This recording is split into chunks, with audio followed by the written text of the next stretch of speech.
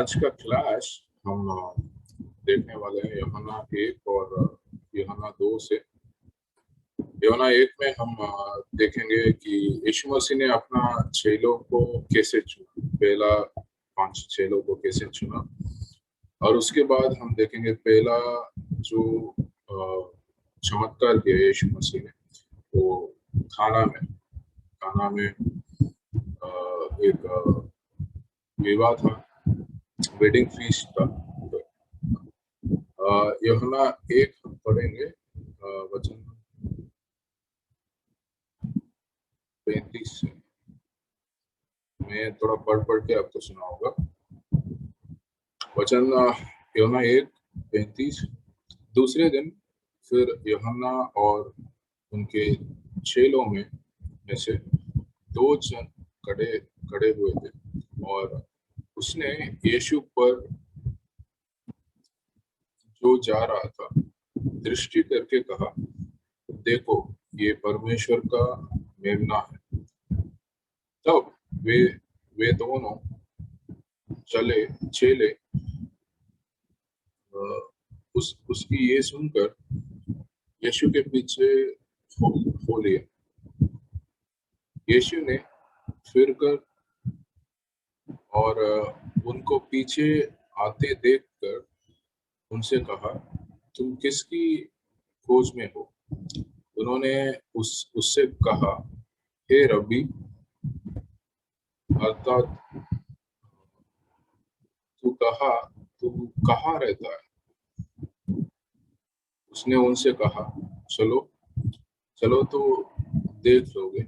तब उन्होंने आकर उसके रहने का स्थान देखा और उस दिन उसी के साथ रहे, और ये 10वां घंटे के लगभग था। तो ये वचन 35 से 39 तक हमने पढ़े हैं। हम इसमें देख सकते हैं यूहन्ना बपतिस्मा, जब यीशु मसीह का बपतिस्मा हुआ था उसी समय बोला हुआ है, पब्लिकली बोला है, सबके सामने बोला है कि ये परमेश्वर का बलिदान होने का मेमना। और उसके बाद एक और दिन यूहन्ना बपतिस्मा अपना 2 चेले के साथ है और यीशु मसीह उधर आ रहा है और यूहन्ना बपतिस्मा बोल रहे हैं, देखो ये परमेश्वर का मेमना है। और ये सुनकर ये दो चेले थे यूहन्ना बपतिस्मा का। ये एक एंड्रू है और एक जॉन, अपोस्टल जॉन। ये दोनों यूहन्ना बपतिस्मा का चेले हैं। जब ये सुने ये दोनों यीशु के पीछे चलने लगे, यीशु के साथ चलने लगे। और उन्होंने पहले, और यीशु ने पीछे मुड़कर पूछे, तुम लोग किसका खोज में है? यीशु बुलाया भी नहीं था। आप अगर देखोगे यीशु उनको बोला नहीं, तुम लोग मेरे पीछे आओ। कुछ लोगों को बोले हैं मगर ये दोनों लोग को नहीं बोले। मगर ये दोनों जब सुने थे यही मसीहा है और यही परमेश्वर का बलिदान होने वाला मेमना है, उनके पीछे अपने आप चले।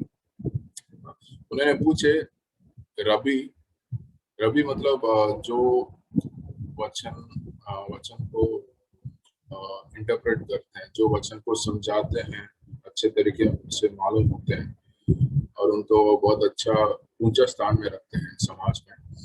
तो ये पूछ रहे हैं, रबी आप कहाँ पे रहते हैं? तो ये यीशु के साथ जा रहे हैं और यीशु कहाँ पे रहते हैं देख रहे हैं, वो जगह को उनके साथ उस दिन रह रहे हैं। ऐसा उनका डिसाइपलशिप शुरू हो रहा है। तो उसमें एक आगे हम वचन पढ़ेंगे, उसमें एक एंड्रूस था। वचन 40 से पढ़ रहा है, यूहन्ना 1:40 से। उन दोनों में से जो यूहन्ना की बात सुनकर यीशु के पीछे हो लिए थे, एक तो सिमोन पतरस का भाई अंद्रयास था। उसने पहले अपने सग भाई सिमोन से मिलकर उससे कहा कि हमको क्रिस्तुस अर्थात मसीह मिल गया। वो उससे यीशु यीशु के पास लाया। यीशु ने उस पर दृष्टि करके कहा कि तू यूहन्ना का पुत्र सिमोन है,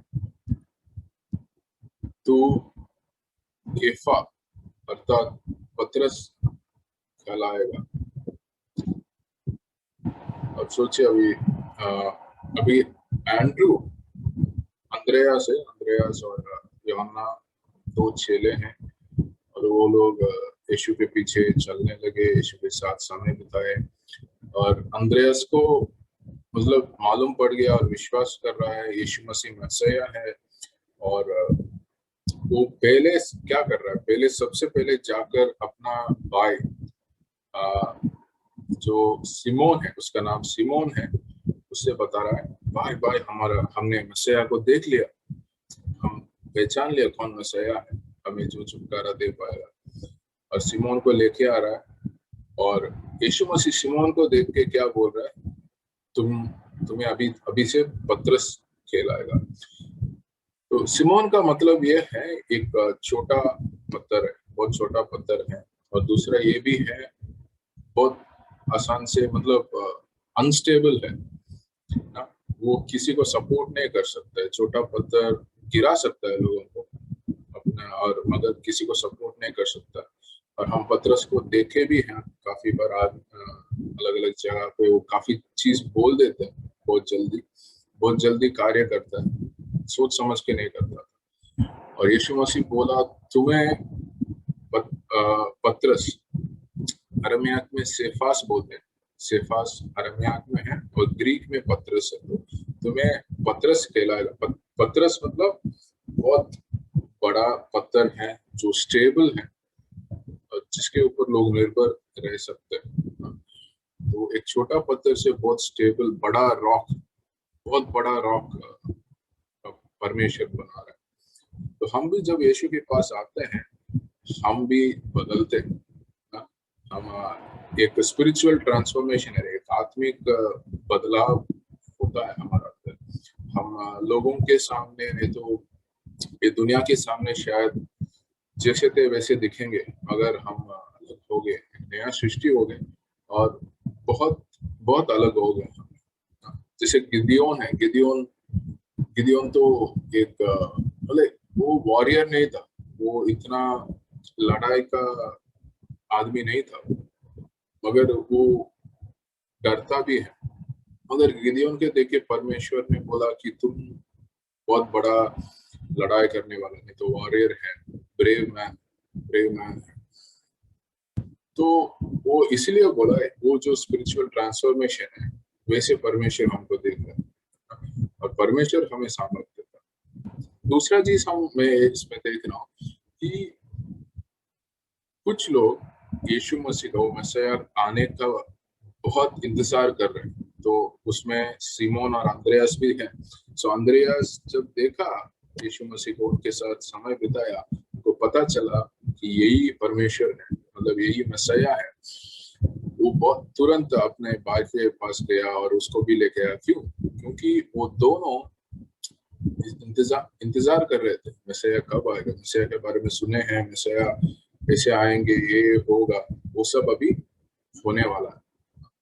तो हम ये भी देख रहे हैं कि मसीहा का इंतजार था, उनके बीच में मसीहा के बारे में जानकारी था, इंतजार था। और और वो बहुत एक्साइटेड थे जब यीशु मसीह को पास जाने के लिए। और दूसरा दिन क्या हो रहा है, हम अभी यूहन्ना 1 ये 43 से हम देखेंगे। दूसरे दिन यीशु ने गलील को जाना चाहा और फिलिपुस से मिलकर कहा, मेरे पीछे हो ले। सो इधर हम देख रहे हैं यीशु मसीह फिलिपुस को बोल रहे, फॉलो मी, तुम मेरे पीछे आओ। फिलिपुस तो अंद्रयास और पतरस के नगर बेतसाइदा का निवासी था। फिलिपुस ने नथानिएल से मिलकर उससे कहा कि जिसका वर्ण सुना है, वर्ण मूसा ने व्यवस्था में और भविष्यवक्ताओं ने किया है, वो हमको मिल गया। वो यूसुफ का पुत्र यीशु नासरी है। नतनएल ने उससे कहा, क्या कोई अच्छी वस्तु भी नासरत से निकल सकती है? फिलिप्पुस ने उससे कहा, चलकर देख ले। तो हम ये पंक्ति में देख रहे हैं, यीशु मसीह अगले दिन गलीली में जा रहे हैं। हम ऐसा यीशु मसीह मतलब बिना सोच बिना मतलब नहीं जा रहे थे, तो मालूम था वो उधर जाएंगे, उधर ये काम होने वाला है। वो प्रार्थना कर रहा है उससे पहले, हर चीज करने से पहले वो गलीली में जाने का सोच, एक निर्णय होके कर रहा है परमेश्वर, वो जानते हुए कर रहा है। फिलिप्पुस को मिलेंगे, फिलिप्पुस नतनएल के लेके आएगा, वो सब उनको मालूम है। तो फिलिप्पुस को पहले मिल रहे हैं और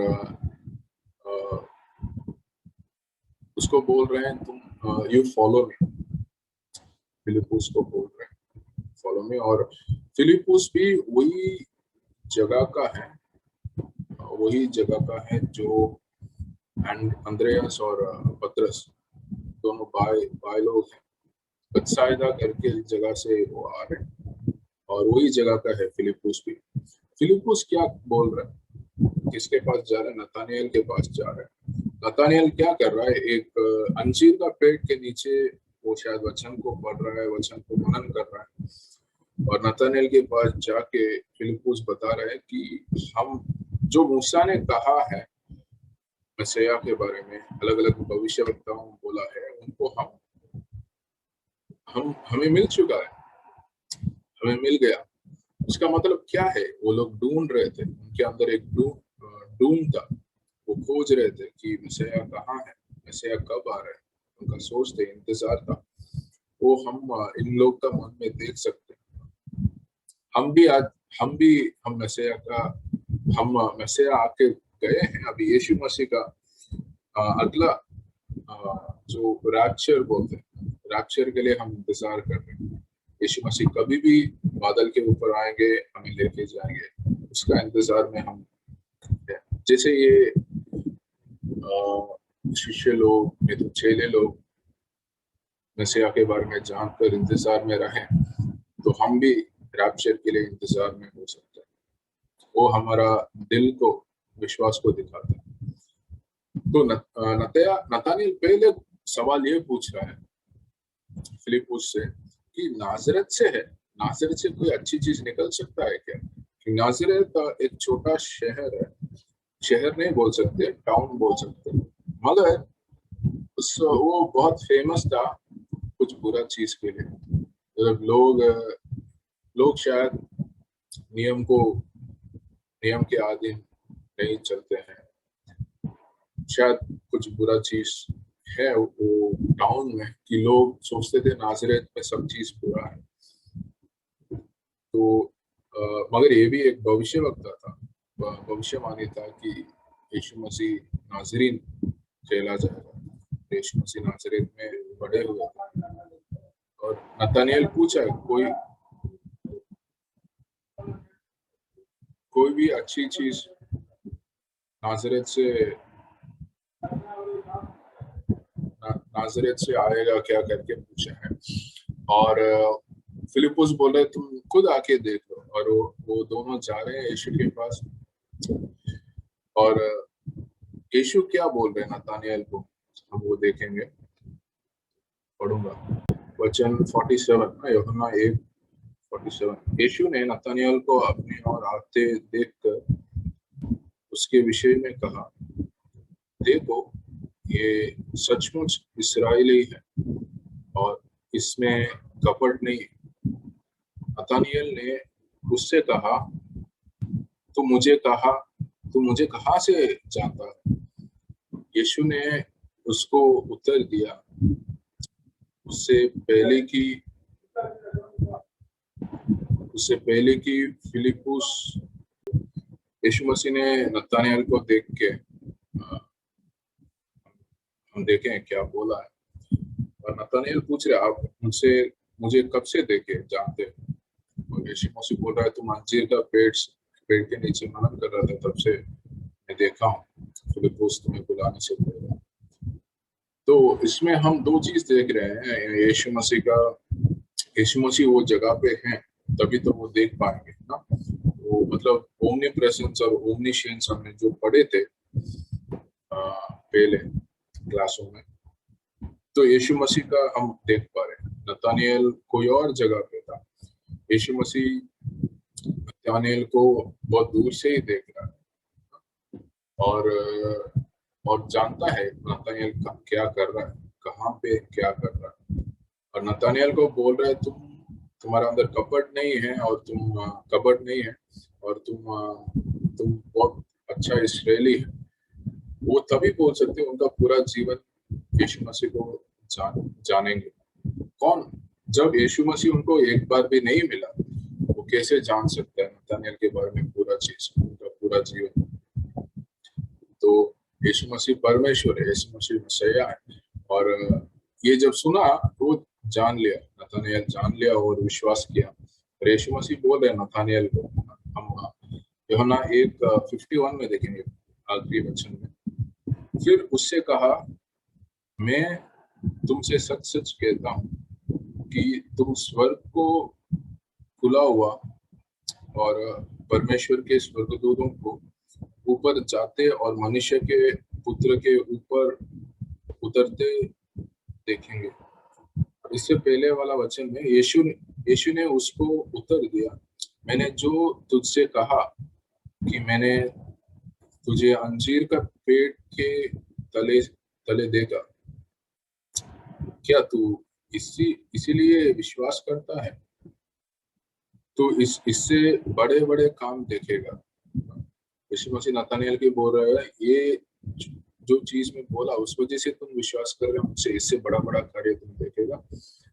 और ये भी बोल रहे हैं कि मतलब मनुष्य का पुत्र के ऊपर और नीचे स्वर्गदूतों जाते हुए देखेंगे। वो हम उत्पत्ति 28:12 में हम देख सकते हैं। याकूब का एक सपना आया था, याकूब का सपना आया और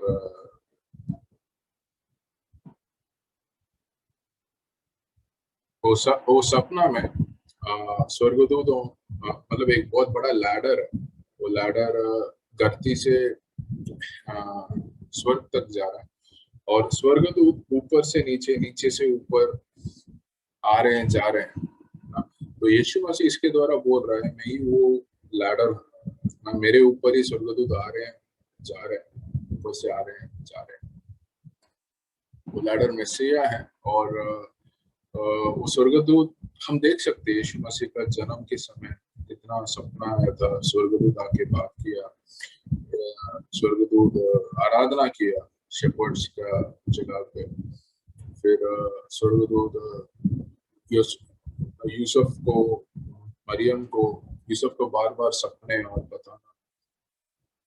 फिर यीशु मसीह का जो वो टेम्पटेशन था रेगिस्तान में, उधर स्वर्गदूत आगे उनको मिनिस्टर किए उसके बाद। और काफी जगह पे हम देख सकते हैं स्वर्गदूत का जो कार्य है बहुत ज्यादा था उस वक्त, उस समय। और यीशु मसीह का पूरा जीवन तक अलग अलग समय में हम देख सकते हैं, वो ऊपर से आ रहा है, वापस जा रहा है, वो उसको ये वचन को वो बता रहा है। ठीक है, ये पहला पार्ट हमारा खत्म हुआ। अभी दूसरा हम देखेंगे। अच्छा, एक और पॉइंट मैं बताऊंगा। जो ये अंजीर का पेड़ है, ये इसका दृष्टि करता है कि मीका मीका 4:1-4 में ये लिखा है, जब मसीह आएंगे वो हमें वचन सिखाएंगे, नियम सिखाएंगे और उनके नीचे हम शांति और सुरक्षा में हम जिएंगे, सीखेंगे। वो हमारा ऊपर अच्छा मतलब रूल करेंगे, ये लिखा हुआ है। और अंजीर का पेड़ एक सिंबल है, एक दृष्टांत है कि अ, परमेश्वर का एक सुरक्षा का इसराइल नेशन के ऊपर, इसराइल देश के ऊपर एक सुरक्षा के लिए। तो इसीलिए काफी यहूदी लोग अंजीर का पेड़ के नीचे, नहीं तो वाइन मतलब वो दागरस का जो पेड़ है उसके नीचे वो बैठ के पढ़ते थे, मना करते थे। तो वही नतानिएल कर रहा था। अभी यूहन्ना 2 में जाएंगे तो यीशु मसीह का पहला चमत्कार के बारे में देखें। ये बहुत गलत तरीके से काफी लोग समझे हैं ये चमत्कार को। लोग सोचते हैं यीशु मसीह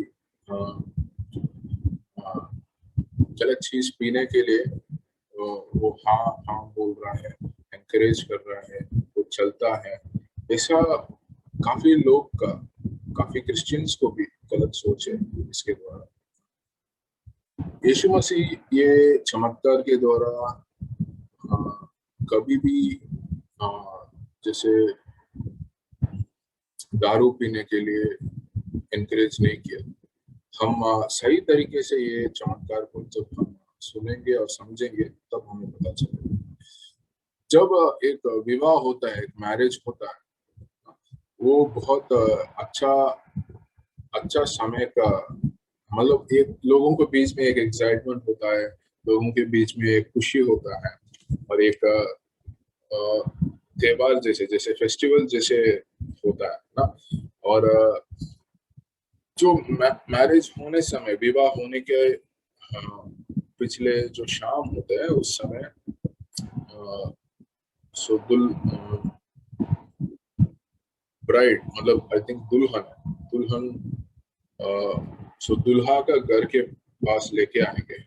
एक बड़ा मतलब एक क्राउड जैसे प्रोसेशन में जाएंगे और एक वो मनाते मनाते जाएंगे और उधर जाने के बाद दुल्हा का घर पे मतलब ब्राइड ग्रूम का घर पे उधर मैरिज का सेरेमनी होगा, उधर खाना फीस्ट वगैरह होगा। वो एक दिन नहीं तो कुछ दिन मतलब 6-7 दिन तक हो सकता है, वो उनके ऊपर है।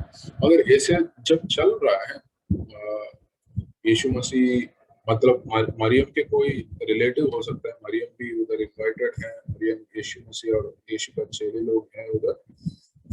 और क्या हो रहा है, वो दागरस खत्म हो जाता है। हम कुछ चीज देख सकते हैं एक्चुअली उधर। जब वो फीस्ट के लिए लोग अंदर आते हैं, 5-6 जाड़िया होगा बाहर, मटका जाड़ी होगा बड़ा बड़ा, उधर पानी रहता है क्योंकि वो रेगिस्तान जैसे एरिया है। उस जगह पे आप मतलब इतना रेती होते हैं, आप बाहर से आओगे आपका हाथ में पूरा थोड़ा सा गंदा हो जाएगा और वो सब हाथ पे साफ करने के लिए वो जाड़ी में पानी रखा जाता है।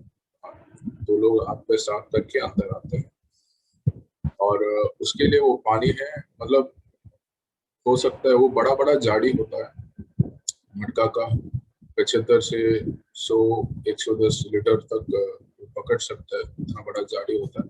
तो 5-6 जाड़ी बाहर है, लोग आ रहे हैं। और दूसरा चीज यहूदी लोग करते हैं, उनका जो पानी है, जैसे आजकल हमारे पास फिल्टर है, हमारे पास क्लोरिनेशन है, केमिकल यूज करके पानी को ट्रीटमेंट करते हैं अच्छा करने के लिए, पीने लायक करने के लिए अलग अलग ट्रीटमेंट है, केमिकल फिजिकल फिल्ट्रेशन है, सेडिमेंटेशन, अलग अलग ट्रीटमेंट है।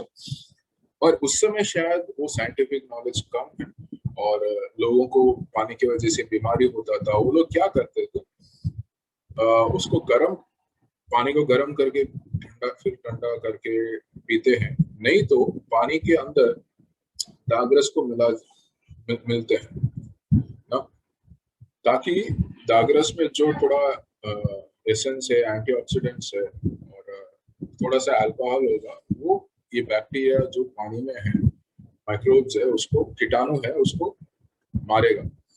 और वो दागरस में जो चीज है, विटामिन से, मिनरल से और अच्छी बैक्टीरिया भी होता है, वो हमारा पेट के लिए अच्छा होता है, पेट को ठीक रखता है उसको।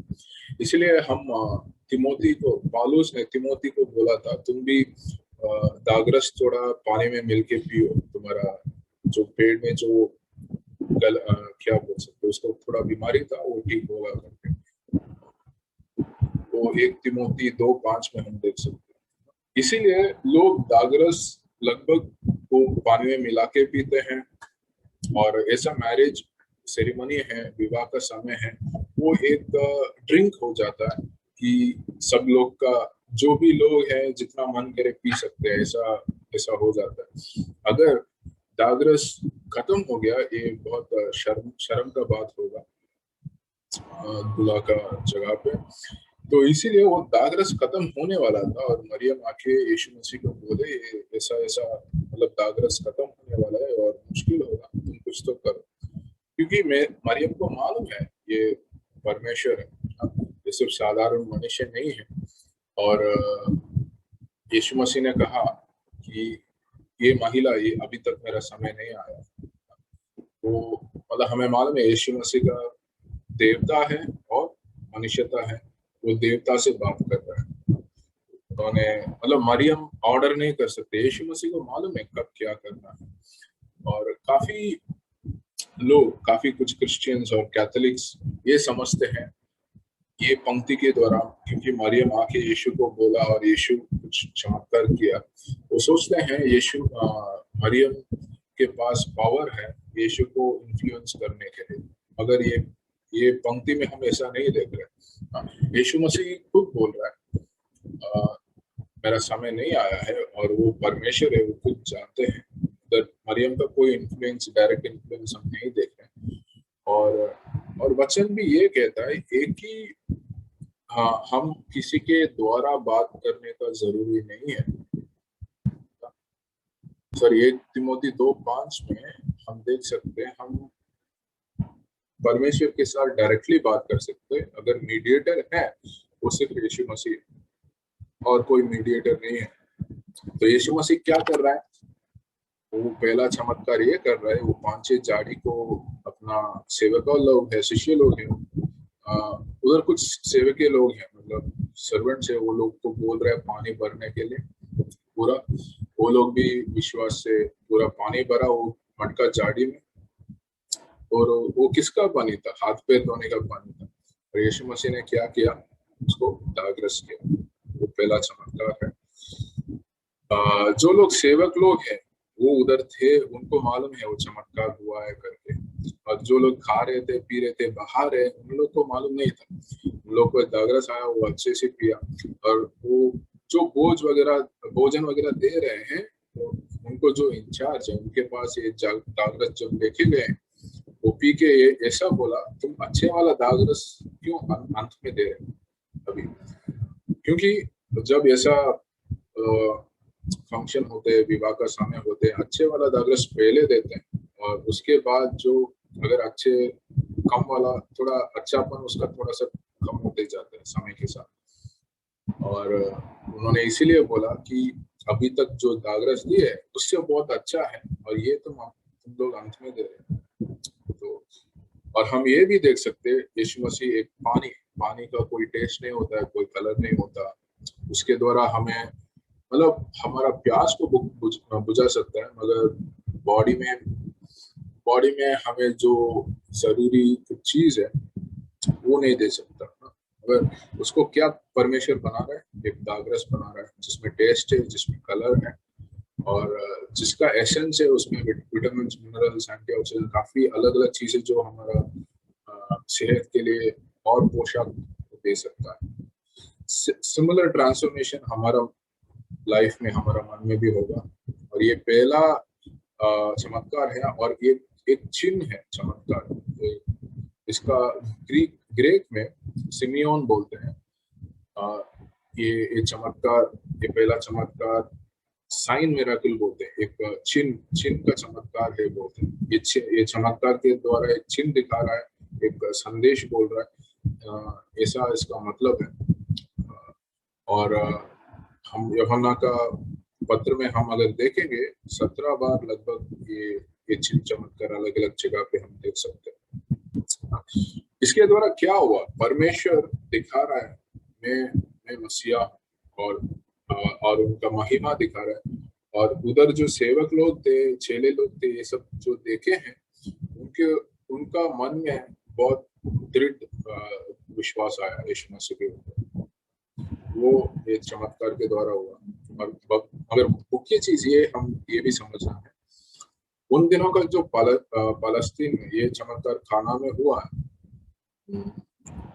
उसका जो दागरस है और आजकल हम जो दारू देख रहे हैं समाज में, वो दोनों का काफी फर्क है। वो सेम नहीं है वो। और ये लोग जनरली जब ये दागरस है उसको 10 गुना पानी के साथ, नहीं तो 15-18 गुना पानी के साथ मिलके पीते हैं, बहुत डाइल्यूट करके पीते हैं वो ग्रेप दागरस का फ्लेवर के लिए। और हम लोग का 22-18 में भी देख सकते हैं, जो लास्ट सफर अंतिम का जो खाना हो रहा है यीशु मसीह अपने चेले के साथ कर रहे हैं, उस समय यीशु मसीह बता रहे हैं उसको दागरस बोल रहे हैं। ये दागरस में इसके बाद जब तक परमेश्वर का जो राज्य आएगा तब तक मैं नहीं पीऊंगा बोल रहे। वो वाइन नहीं बोला, मतलब वो ये जो स्ट्रॉन्ग अल्कोहलिक ड्रिंक है, दारू नहीं बोला, दागरस बोला।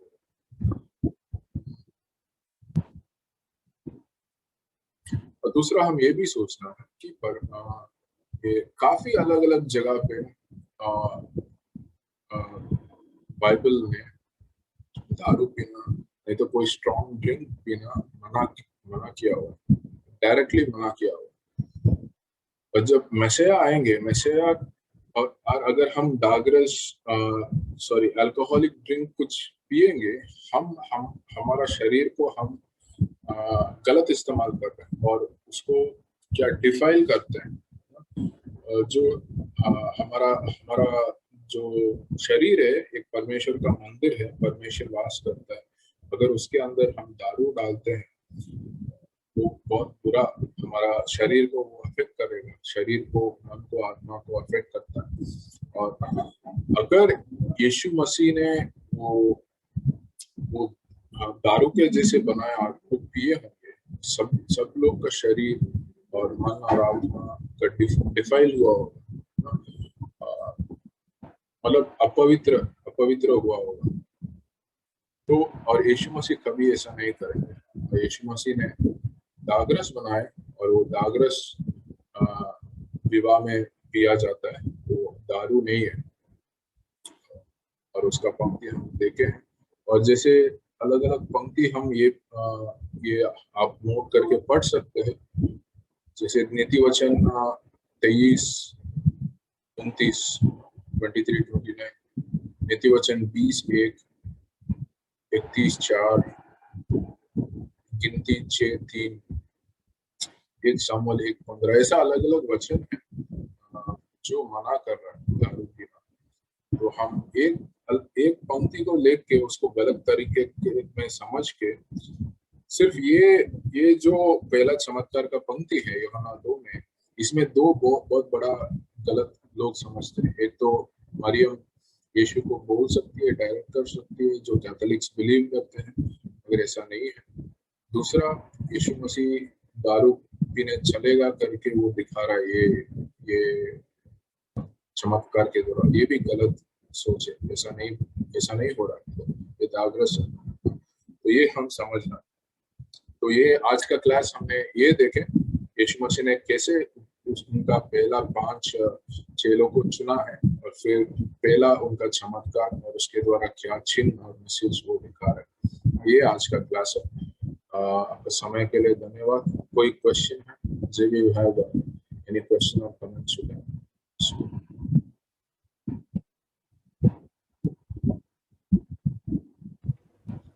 Yes, hello. No, I don't have any questions. मेरे पास कोई सवाल नहीं है। लेकिन मेरे को एक बहुत अच्छा लगा यहाँ पे जो टीचिंग था, मतलब आपने जो फिग ट्री के बारे में बताया था, तो ये मेरे को बहुत अच्छा लगा। अच्छा, उसका कोरिलेशन भी, उसका को रेफरेंस भी दिया आपने, जो माइका का किताब 1 और 1 से 4 से है। नहीं नहीं जब नहीं, मसाया आएंगे तो माइका वो, माइका का 4 1 से 4 ओ माइका का 4 1 से 4, एक वो मिनट। पढ़ सकते हैं आप बाद में। माइका का 4 1 से 4, ओके। जैसे आपने बताया कि मसाया जब आएंगे तो वो हम लोग को सिखाएंगे, जब हमारे ऊपर वो रूल करेंगे, है ना। और फिग ट्री का क्या जो पिक्चर ऑफ क्या था वो, strength. Fig tree was a It, picture of, it is a picture of covering for the nation of Israel by God. It's a covering.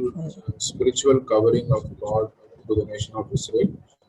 So it gives a okay sense of peace and security to people of Israel okay symbolically. Okay okay spiritual covering था। अच्छा, और wine tree जो आपने बताया कि वो they would learn from the book, under that fig tree or in the wine tree they would sit मीका and they मीका would learn। चार मीका 4 1 से 4 में ये ऐसा लिखा है कि एक राज्य अच्छा आएंगे, मसीहा आएंगे और राज्य करेंगे, और उनका राज्य में इसराइल बहुत बड़ा होगा, इन द सेंस अधिकार और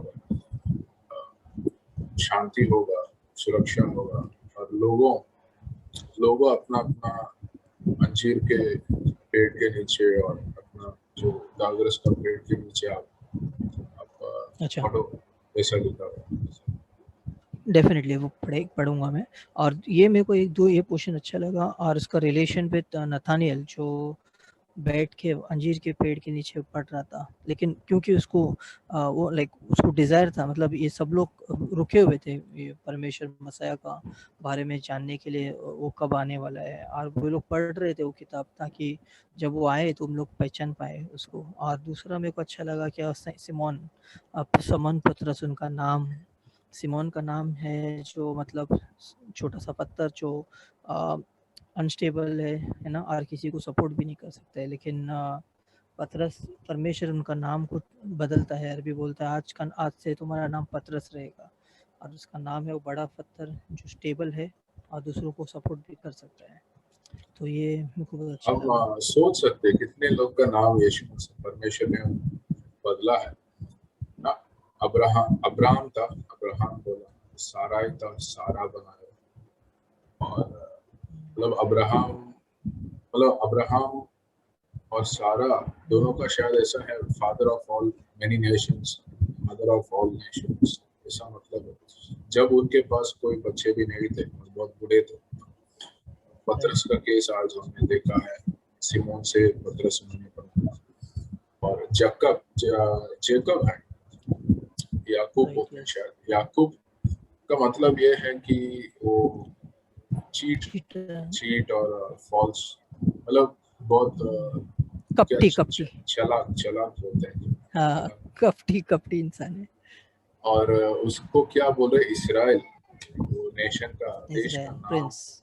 बोले, मतलब ऐसा हमारा नाम भी शायद हमें भी परमेश्वर अलग तरीके से देख रहे हैं, और मैं भी डोमिनिक को बोल रहे हैं, you brave man, you warrior, शायद परमेश्वर ऐसा देख रहा होगा, ऐसा बोल रहा देखते होगा। हैं, राइट। अच्छा, राइट, या तो ओके, हम लोग को अलग नाम से याद है। Thank you, thank you, thank you. हम अभी प्रार्थना करेंगे, सब खत्म करेंगे, और या दिन शाम को हम मिलेंगे सर्विस के लिए। यीशु मसीह, हम धन्यवाद करते हैं आपका, आपका जीवन बहुत, आपका जीवन ही चमत्कार का जीवन, कमाल का जीवन है। हम कितना सीख सकते हैं परमेश्वर आपसे, और हम भी आपका चेला होना चाहते हैं परमेश्वर, आपके पीछे आना चाहते हैं परमेश्वर। आपके अंदर सच्चाई है, आपके अंदर अनंत काल है परमेश्वर, आपका प्रेम बहुत बड़ा है परमेश्वर, और आपका वचन को शैतान गलत तरीके से दिखा रहा है, गलत समझ दे रहा है लोगों को, मगर परमेश्वर आपका वचन को हम सही तरीके से मनन करने के लिए, सही तरीके से जानने के लिए, समझने के लिए आपका आशीष दीजिए परमेश्वर। धन्यवाद करते हैं परमेश्वर आज का ये समय के लिए, जो लोग ये क्लास को सुन रहे हैं, भाइयों के द्वारा लाइव में हम उनके लिए भी प्रार्थना करते हैं, परमेश्वर का आशीष कीजिए।